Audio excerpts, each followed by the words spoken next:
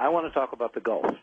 I have breaking news tonight that is very important for people to hear. Hit us with your best shot. And I would like to bring Robin on in a few minutes because she was down there, you know, risking her life, her health, to do things for people on the ground. And because she was there, I want her to report firsthand what she saw and what she did not see and who she interacted with, because that's an important part of the rest of the story. Here's the breaking news.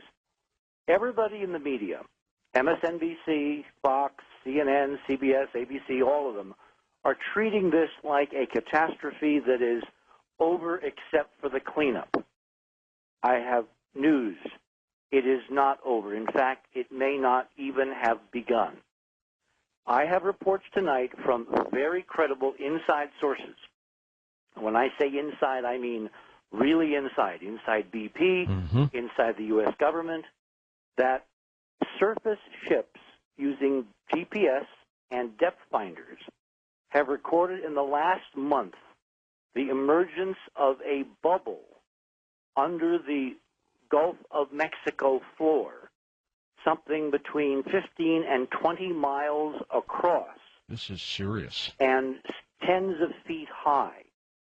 Now, this is preliminary because that measurement, as you know, GPS is degraded for civilian use, so we don't have access to the highest possible resolution of GPS data from the military side, or if it exists, they're not telling us.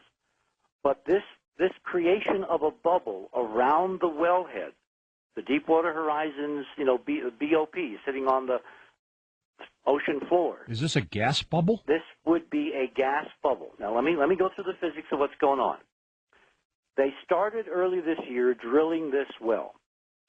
Several geologists, one in particular, who became president of one of the companies that basically runs around the world and puts out well catastrophes. Okay. In fact, this individual who you should have on the show, and I have made preliminary steps in moving in that direction, and he has agreed under certain conditions to be a guest. This is the guy who was in charge of putting out all the well fires in Kuwait. Remember how they were saying it would take 10 years? He's like a Red Adair, right? He's better than Red Adair. So he's got a proven track record. Anyway, he was writing documents and reports scathingly critical of the idea of doing exactly the kind of deep water drilling the BP did, because there are no safety precautions at those depths. Not just the depth of the drilling. I mean, everybody's making a big deal of the mile underwater, right? Right. That's not the real problem. The water is the problem, because if something bad goes really, really wrong, then the water will take it everywhere in the world if you can't turn it off. It's like, remember Fantasia?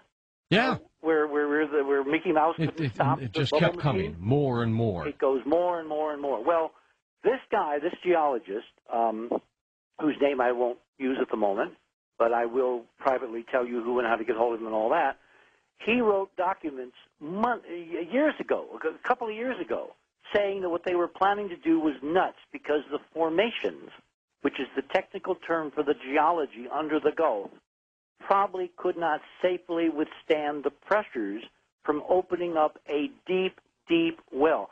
They went down 22,500 feet for this well. That's miles. Unbelievable. At those depths, the pressures are, get this, write this down, something like on the order of 100,000 pounds per square inch. It's 4.5 miles deep. Exactly. You cannot contain with current engineering pressures of 100,000 pounds PSI. Just can't. So this was an accident almost set up to inevitably happen.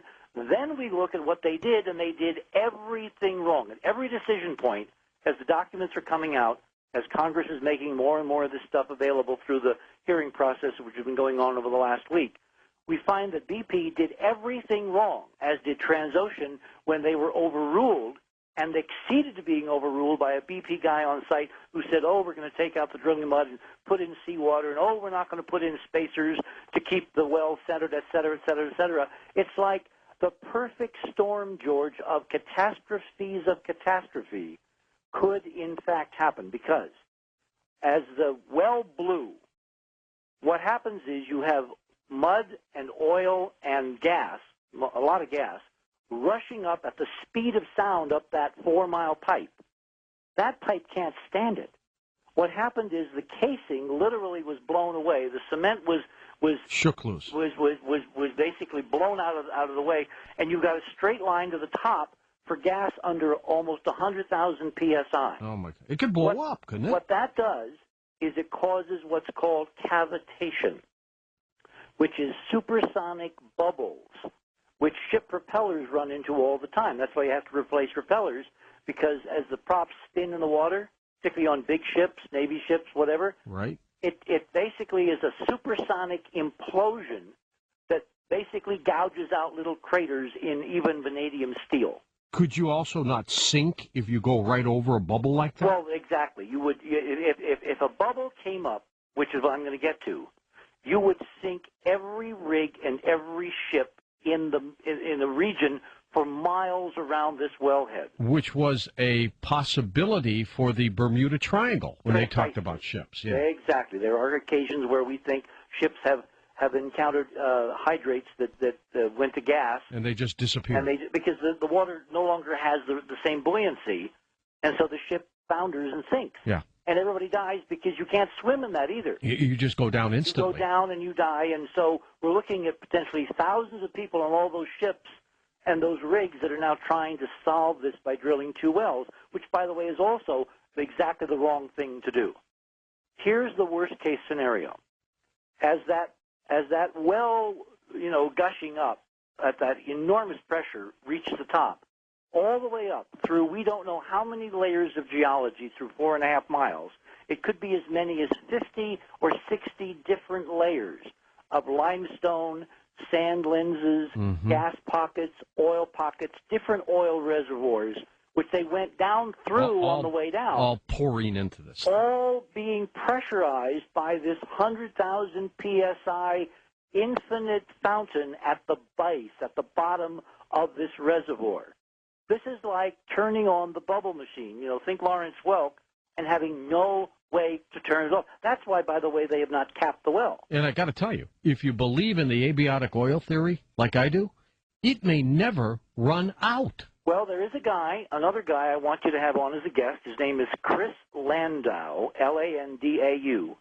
He has delivered 2 peer-reviewed papers in the last year, one in 2008, one in 2009, on how abiotic oil could be processed and produced right now in this well-stacked series of formations, and no one is telling us whether they're looking at new oil or old oil, and there's a way to tell.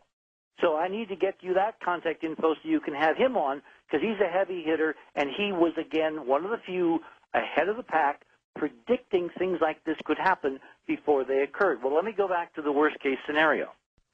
If this well, as it's pressurizing these upper-level strata, were to create cracks in the ocean floor at the top level, which appears to be happening if we listen to Senator Nelson. That's right. We listen to the NOAA guys on the underwater plume. Little fissures out there. Fissures, yes. And they try to cap this well, or the final rupture occurs, you could have the most horrendous gas explosion 50 miles off Louisiana that you can imagine. Think Mount St. Helens underwater. Underwater. What that would do is create a cloud of incredible toxic material, which would then drift with the winds over the shore where there are millions of people. What about a tsunami? The next step is you would get a tsunami moving at between 400 to 600 miles an hour all across in an expanding ring out from where this event occurred, and the most vulnerable state for that to occur, because nothing is more than 6 inches high, is Florida.